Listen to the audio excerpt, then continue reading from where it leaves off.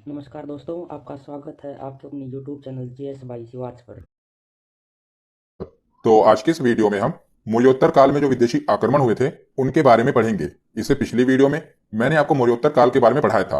उसमें मैंने आपको शुंग वंश, कण्व वंश और सातवाहन वंश के बारे में पढ़ाया था और मैंने आपको बताया था कि इसी समय के दौरान कई विदेशी आक्रमण भी हुए थे। तो मैंने आपको बताया था ना कि अगली वीडियो में हम वो सभी विदेशी आक्रमण देख लेंगे।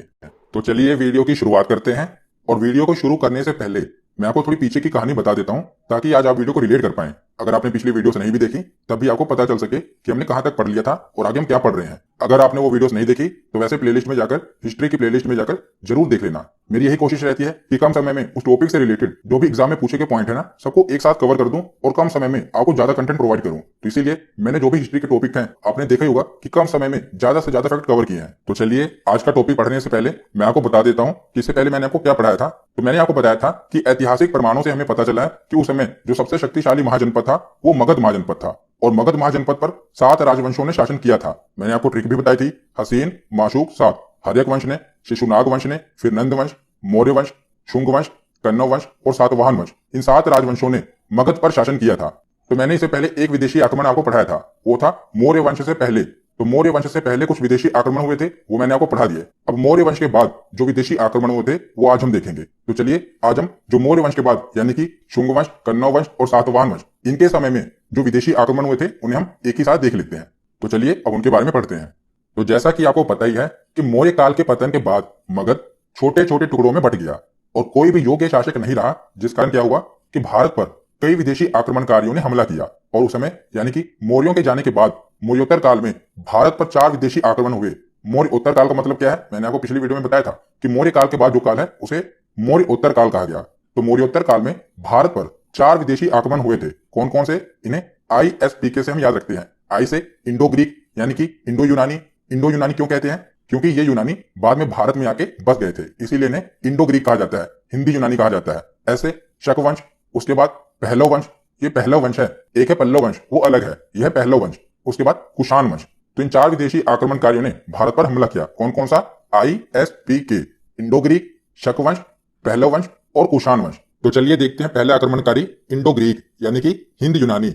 तो मौर्योत्तर काल में जो यूनानी आए थे ये बैक्ट्रिया से आए थे। बैक्ट्रिया यानी कि एक क्षेत्र था जो कि हिंदू कुश पर्वत के पश्चिम में था।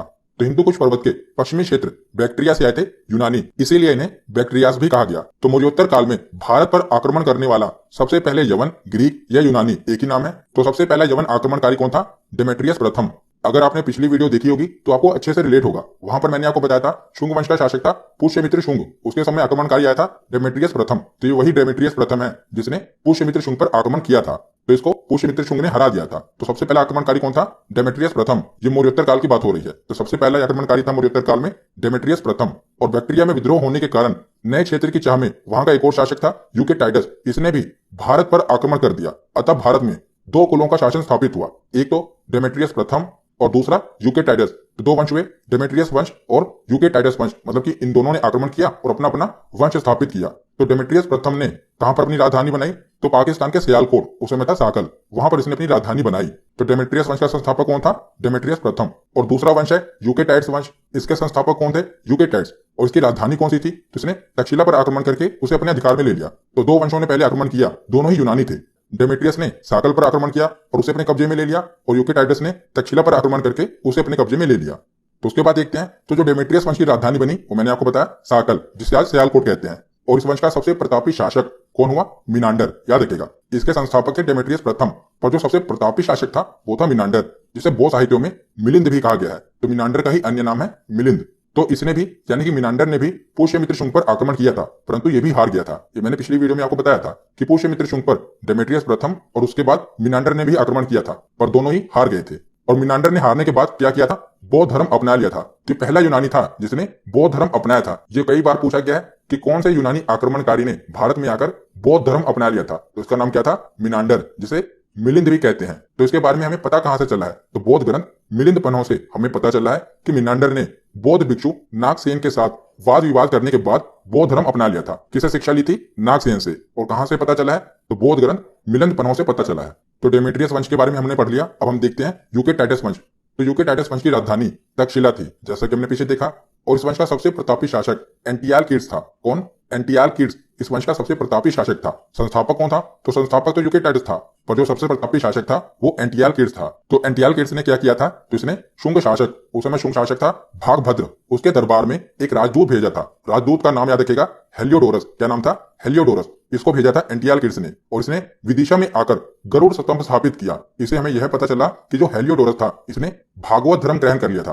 तो कई बार एग्जाम में यह भी पूछा गया है कि किस विदेशी राजदूत ने भारत में आके भागवत धर्म को ग्रहण किया। हमने पीछे पढ़ा कि जो मिनांडर था उसने कौन सा धर्म अपनाया था? उसने बौद्ध धर्म अपनाया था, और हेलियोडोरस ने भागवत धर्म अपनाया था। इसका प्रमाण हमें कहां पर मिला है? तो विदिशा में इसने गरुड़ स्तंभ बनवाया था। कौन सा? गरुड़ स्तंभ, जो कि भगवान विष्णु की सवारी है ना गरुड़, उसका स्तंभ बनवाया था। जिससे हमें यह पता चला है कि जो हेलियोडोरस है ना, इसने भारत में आके भागवत धर्म को अपना लिया था। तो ये तो हमने पढ़ा यूनानी आक्रमणकारियों के बारे में। अब हम देखते हैं कि यूनानी आक्रमणकारियों के कारण भारत पे प्रभाव क्या पड़ा। तो भारत पे क्या क्या प्रभाव पड़ा वो देख लेते हैं। तो ज्योतिष के क्षेत्र में भारतीयों ने यूनानियों से बहुत कुछ सीखा। नक्षत्रों को देखकर भविष्य बताने की कला भी भारतीयों ने यूनानियों से ही सीखी है, याद रखिएगा। और सिक्के बनाने की कला भी भारतीयों ने किससे सीखी?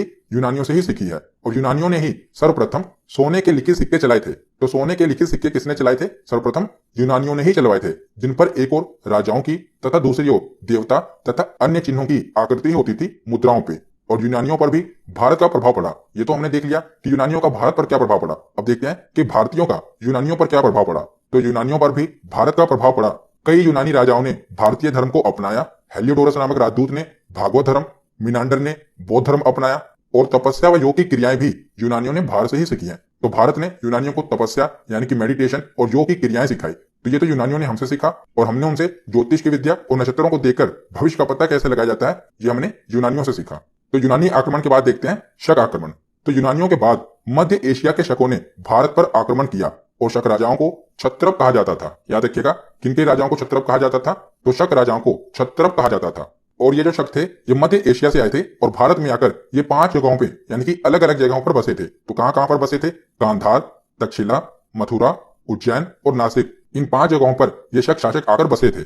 तो सबसे पहले देखते हैं तक्षशिला के शासक, यानी कि जो तक्षशिला का शक शासक था उससे हमें क्या याद रखना है। जो कांधार का शक शासक था इससे ज्यादा प्रश्न नहीं बनते, इतिहास में ज्यादा कुछ देखने को नहीं मिला है, इसलिए कांधार वाले को आप छोड़ दीजिए। आपको ये पता होना चाहिए कि कांधार में आकर बसा था, पर कांधार के शासक से रिलेटेड आपको कुछ नहीं पढ़ना। तो देखते हैं तक्षशिला के शासक के बारे में। तो इस शाखा के शासक, उसका नाम था एजिलिसेज। क्या नाम था? एजिलिसेज। इसने सिक्कों पर भारतीय देवी लक्ष्मी का चित्र अंकित करवाया था। तो जितनी बार भी एग्जाम में पूछा गया ना, इसे यही प्रश्न बना है। इसीलिए मैंने जो एग्जाम में पूछे जाते हैं ना, वही सिर्फ एग्जाम ओरिएंटेड पॉइंट ही कवर किया है। वैसे पढ़ने का तो बहुत कुछ है, पर जो एग्जाम में पूछा जाता है, जो भी उसे प्रश्न बनते हैं, मैंने एनालाइज करके उन्हीं को ही कवर किया है। तो जो तक्षशिला का शासक था इससे क्या पूछा जाता है? तो इसने क्या किया था कि इसने अपनी मुद्राओं पर, सिक्कों पर भारतीय देवी लक्ष्मी का चित्र अंकित करवाया था, इसलिए इंपॉर्टेंट है। किसने? एजिलिसेज ने। ये शक शासक था। उसके बाद देखते हैं मथुरा में शक शासक। हमने देखा था ना कि 5 जगहों पर आकर बसे थे। तो देखते हैं जो मथुरा में शक शासक आकर बसा था उससे क्या इंपॉर्टेंट है। तो 57 ईसा पूर्व उज्जैन के एक स्थानीय राजा ने मथुरा के शक शासक को पराजित कर दिया था और विक्रमादित्य की उपाधि धारण की थी। तो विक्रमादित्य एक उपाधि है जो कि राजा धारण करते थे। तो सबसे पहले उज्जैन के राजा ने ही धारण की थी, उसके बाद कई राजाओं ने विक्रमादित्य की उपाधि धारण की थी। तो 57 ईसा पूर्व उज्जैन के एक स्थानीय राजा थे, उसने मथुरा के शक शासक को पराजित कर दिया और विक्रमादित्य की उपाधि धारण की। तो इसी के उपलक्ष्य में उसने 57 ईसा पूर्व विक्रम संवत नामक कैलेंडर की शुरुआत की। यही इंपॉर्टेंट है। तो विक्रम संवत आपको पता है ना कैलेंडर के बारे में। तो इसकी शुरुआत कब हुई? 57 ईसा पूर्व हुई। क्यों हुई? मैंने आपको बता ही दिया कि उज्जैन के स्थानीय राजा थे, उसने शक को हरा दिया था। तो इसी के उपलक्ष्य में उन्होंने विक्रमादित्य की उपाधि धारण की और विक्रम संवत नामक कैलेंडर की शुरुआत की 57 ईसा पूर्व में। उसके बाद देखते हैं नासिक के शक शासक। तो इस शाखा का सबसे प्रसिद्ध शासक कौन था? नहपान। पिछली वीडियो में भी मैंने आपको बताया था नहपान के बारे में। तो नहपान ने सातवाहनों से महाराष्ट्र में एक बड़ा भूभाग छीन लिया था। तो ये मध्य एशिया से आया था, उसने भारत में आकर महाराष्ट्र के एक बड़े क्षेत्र में सातवाहनों को हरा दिया और बड़ा भूभाग छीन लिया। तो वहां पर इसने शासन शुरू कर दिया। परंतु क्या हुआ कि उसके बाद एक सातवाहन शासक थे, उनका नाम था गौतमी पुत्र शातकर्णी। इन्होंने इसे पराजित कर दिया। तो किसने पराजित किया था? गौतमी पुत्र शातकर्णी। तो गौतमी पुत्र शातकर्णी के बारे में पिछली वीडियो में मैंने आपको बताया था।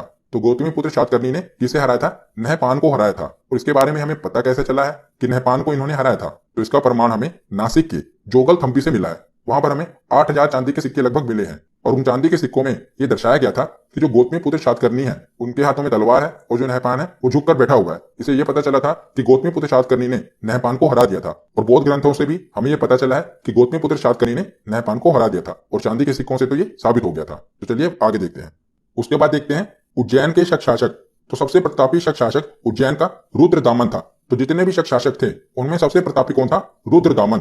रुद्रदामन की उपलब्धियों का वर्णन गुजरात के जूनागढ़ अभिलेख से देखने को मिला है। तो गुजरात से हमें मिला है जूनागढ़ अभिलेख, वहां से हमें रुद्रदामन की उपलब्धियां पता चली हैं। और ये जो अभिलेख है जूनागढ़ अभिलेख, इसकी खासियत क्या है कि ये संस्कृत भाषा में लिखा गया प्रथम अभिलेख है। तो कई बार एग्जाम में पूछा गया है कि संस्कृत भाषा में लिखा गया प्रथम अभिलेख कौन सा है, तो वो है जूनागढ़ अभिलेख, जो कि हमें गुजरात से मिला है। तो इस अभिलेख से हमें यह पता चला है कि गुजरात के सौराष्ट्र वाले हिस्से में एक झील थी, सुदर्शन झील, जिसे किसने बनवाया था, जिसे चंद्रगुप्त मौर्य ने बनाया था। तो इसे जूनागढ़ अभिलेख से हमें यह पता चला है कि चंद्रगुप्त मौर्य का शासन यानी कि उसके साम्राज्य का विस्तार गुजरात तक था, तो उसने सुदर्शन झील बनवाई थी, जिसका पुनर्निर्माण रुद्रदामन ने करवाया। ये झील तो चंद्रगुप्त मौर्य ने बनवाई थी, पर इसका जो पुनर्निर्माण था यानी कि दोबारा निर्माण करवाया था, वो रुद्रदामन ने करवाया था। ये हमें अभिलेख से पता चला है। और इस वंश का अंतिम शासक कौन हुआ, तो रुद्र सिंह तृतीय था, जिसे बाद में गुप्त शासक चंद्रगुप्त तृतीय ने पराजित कर दिया था और विक्रमादित्य की उपाधि धारण की थी। तो जो हम विक्रमादित्य के बारे में पढ़ते हैं वही चंद्रगुप्त द्वितीय है, पर यह विक्रमादित्य जो है एक उपाधि है, जो एक राजा शक्तिशाली राजा को हराने के बाद धारण करता था। तो विक्रमादित्य क्या है, एक उपाधि है। चंद्रगुप्त तृतीय ने अंतिम शासक रुद्र सिंह तृतीय को हराया था, तब उन्होंने भी विक्रमादित्य की उपाधि धारण की थी। तो यहाँ पर हमने शक आक्रमणकारियों के बारे में भी पढ़ लिया। अब हम आगे देखते हैं। तो उसके बाद देखते हैं पहलव वंश। तो पहलव वंश से ज्यादा कुछ खास नहीं बनता, बस आप इतना याद रख लेना कि सबसे पहले यूनानी आक्रमणकारियों ने हमला किया, दूसरे नंबर पर शक आक्रमणकारी आए, तीसरे नंबर पर पहलव वंश का शासन रहा। तो पहलव भी मध्य एशिया में ईरान से आए थे और भारत में इस वंश का प्रथम शासक मिथ्रिडेटस था। कौन, मिथ्रिडेटस। जबकि सबसे महत्वपूर्ण शासक कौन था, तो वो था गोंडो फर्नीस। ये सबसे प्रतापी शासक था पहलव वंश का। गोंडो फर्नीस ने ही तक्षशिला को अपनी राजधानी बनाया था। तो गोंडो फर्नीस के बारे में हमें कैसे पता चला है, तो इसके शासनकाल की जानकारी तख्ते बही नामक अभिलेख से, जो कि पेशावर में और पाकिस्तान में है, वहां के अभिलेख से पता चला है। तख्ते बही अभिलेख से हमें गोंडो फर्नीस के शासनकाल के बारे में जानकारी मिली है। तो पहलव वंश से इंपोर्टेंट क्या बनता है, तो इसे ये इंपोर्टेंट बनता है कि इसी के शासनकाल में ईसाई धर्म प्रचारक सेंट थॉमस भारत आया था। तो ये भारत में आने वाला पहला ईसाई धर्म प्रचारक था। तो भारत में ईसाई धर्म की शुरुआत यानी कि सबसे पहले ईसाई धर्म का प्रचारक कौन था, सेंट थॉमस। तो ये कब आया था, तो गोंडो फर्नीस के शासनकाल में ही भारत में सबसे पहली बार ईसाई धर्म प्रचारक सेंट थॉमस भारत आया था। तो उसके बाद आखिरी और चौथा वंश देखते हैं, कुषाण वंश। वेरी वेरी इंपोर्टेंट, बहुत ही इंपोर्टेंट है, ध्यान से सुनिएगा। तो कुषाण मध्य एशिया में पश्चिमी चीन के यूची जाति के लोग थे। कौन सी जाति के, यूची जाति के। एक कबीला था यूची जाति का, वहां के ये रहने वाले थे, जो कि लगभग 165 ईसा पूर्व में पश्चिमी चीन से खदेड़े जाने के बाद इनकी एक शाखा अफगानिस्तान चली गई और दूसरी शाखा तिब्बत में आपस हुई। तो इसे दूसरी शाखा ने भारत पर आक्रमण कर दिया था, तिब्बत वाली शाखा ने। तो कुषाण वंश का संस्थापक कौन है, तो कुजुल कैडफिसस। कुजुल कैडफिसस ये कुषाण वंश का संस्थापक था। पर इसके बाद जो अगला शासक बना विम कैडफिसस, इसे कुषाण वंश का वास्तविक संस्थापक माना जाता है, क्योंकि इसने भारत पर आक्रमण करके गांधार, पंजाब और मथुरा क्षेत्रों पर आक्रमण किया और उसे अपने अधिकार में ले लिया। तो इसे कुषाण वंश का वास्तविक संस्थापक माना जाता है। पर जो कुषाण वंश का संस्थापक था वो था कुजुल कैडफिसस। अगर हम बात करें वास्तविक संस्थापक की, क्योंकि इसने भारत पर आक्रमण करके कई हिस्सों पर अपना अधिकार जता लिया, इसीलिए इसे वास्तविक संस्थापक माना जाता है कुषाण वंश का। और जो विम कैडफिसस था ये शैव धर्म को मानता था। ये वेरी वेरी इंपॉर्टेंट है कि जो विम कैडफिसस था ये शैव धर्म को मानता था। इसने तांबे की मुद्रा में एक तरफ शिव, नंदी व त्रिशूल तथा दूसरी तरफ महेश्वरा शब्द अंकित करवाया था। तो इसने जो मुद्रा चलवाई थी ना, उसमें एक तरफ क्या था, शिव, नंदी और त्रिशूल बना हुआ था और दूसरी तरफ एक शब्द अंकित था महेश्वरा, जिसे यह पता चला है कि शैव धर्म का अनुयायी था। कौन, विम कैडफिसस। तो कुषाण वंश का संस्थापक था कुजुल कैडफिसस, उसके बाद बना विम कैडफिसस, जिसे वास्तविक संस्थापक माना जाता है। यह शैव धर्म का अनुयायी था। उसके बाद आगे देखते हैं। तो आगे अब हम कनिष्क के बारे में पढ़ते हैं। तो कनिष्क से रिलेटेड तो एग्जाम में बहुत सारे प्रश्न बनते हैं, इसीलिए जितने भी प्रश्न बनते हैं मैंने सबको वन लाइनर फॉर्म में लिख दिया है। बस आपको एक बार सुनना है, आपको ये याद हो जाएगा। तो कनिष्क सर्वाधिक प्रसिद्ध कुषाण शासक था और कनिष्क ने 78 ईस्वी में अपना राज्य अभिषेक करवाया था और इसी के उपलक्ष्य में कनिष्क के द्वारा शक संवत कैलेंडर आरंभ किया गया था। तो पीछे हमने पढ़ा था कि 57 ईसा पूर्व में विक्रम संवत नामक कैलेंडर की शुरुआत हुई, वो हमने पीछे पढ़ा था। और कनिष्क ने भी 78 ईस्वी में जब इसका राज्य अभिषेक हुआ तो इसने भी शक संवत नामक कैलेंडर की शुरुआत की थी, याद रखिएगा। और कनिष्क की राजधानी कौन सी थी, तो पुरुषपुर, जो कि वर्तमान में पेशावर पाकिस्तान में है, ये कनिष्क की राजधानी थी। और कनिष्क के समय कश्मीर के कुंडल वन में चौथी बौद्ध संगति हुई थी। तो बौद्ध धर्म पर मैंने वीडियो बनाई हुई है, वहां पर मैंने विस्तार में इस पर चर्चा की है। वहां पर मैंने बताया था ना कि जो चौथी बौद्ध संगति हुई थी ये किसके समय हुई थी, तो कनिष्क के समय हुई थी। कहां पर हुई थी, कश्मीर के कुंडल वन में। और इसी के समय जो बौद्ध धर्म था ये हीनयान और महायान दो शाखाओं में बंट गया था। ये मैंने आपको बौद्ध धर्म में भी बताया हुआ है और मैंने वहां पर आपको अंतर भी बताया था कि हीनयान और महायान में अंतर क्या है, वो वीडियो आप देख लेना। तो कनिष्क के समय में मथुरा कला एवं गांधार कला का जन्म हुआ था और कनिष्क बौद्ध धर्म की महायान शाखा का अनुयायी था। जैसा कि हमने पीछे देखा कि जो बौद्ध धर्म था दो शाखाओं में बढ़ गया था, हीनयान और महायान। तो जो कनिष्क था वो महायान शाखा का अनुयायी था। तो एग्जाम में यह भी पूछा गया है कि किस कुषाण वंश के शासक ने बौद्ध धर्म अपनाया था, तो कनिष्क ने अपनाया था। और सर्वाधिक शुद्ध सोने के सिक्के कनिष्क के शासनकाल में ही जारी किए गए थे। हमने पीछे पढ़ा कि जो यूनानी आक्रमणकारी थे जब वो भारत में आकर बसे थे उन्होंने भी सोने के सिक्के की शुरुआत की थी। और शुद्ध सोने के सिक्के की शुरुआत कनिष्क के द्वारा की गई थी, क्योंकि इसके समय में ना हिंदू कुश पर्वत के पास सोने की खानों का पता चला था। तो सोने की खानें मिली थी, जिसके कारण इसने क्या किया कि शुद्ध सोने के सिक्के चलवाए थे। किसने? कनिष्क ने। तो आगे अब हम देखते हैं, तो कनिष्क के दरबार के विद्वान देख लेते हैं कि कनिष्क के दरबार में कौन कौन से विद्वान थे। तो पार्श्व, वसुमित्र, अश्वघोष, नागार्जुन एवं चरक, ये सभी कनिष्क के दरबार के विद्वान थे। तो कनिष्क का जो राजकवि था वो था अश्वघोष, और अश्वघोष ने बुद्ध चरित नामक ग्रंथ की रचना की है, जिसे बौद्धों का रामायण कहा जाता है। इसे बुद्ध चरित को बौद्धों का रामायण कहा जाता है। इसकी रचना अश्वघोष ने की थी। और नागार्जुन एक बौद्ध आचार्य थे। उन्होंने शून्यवाद दर्शन का प्रतिपादन किया था, और इन्हें भारत का आइंस्टीन भी कहा जाता है। किसे? नागार्जुन को भारत का आइंस्टीन कहा जाता है, कई बार एग्जाम में पूछा गया है। और वसुमित्र भी एक बौद्ध आचार्य थे। इन्होंने महाविभाषा शास्त्र नामक ग्रंथ की रचना की थी। किन्होंने? वसुमित्र ने। और चरक, ये एक आयुर्वेदाचार्य थे।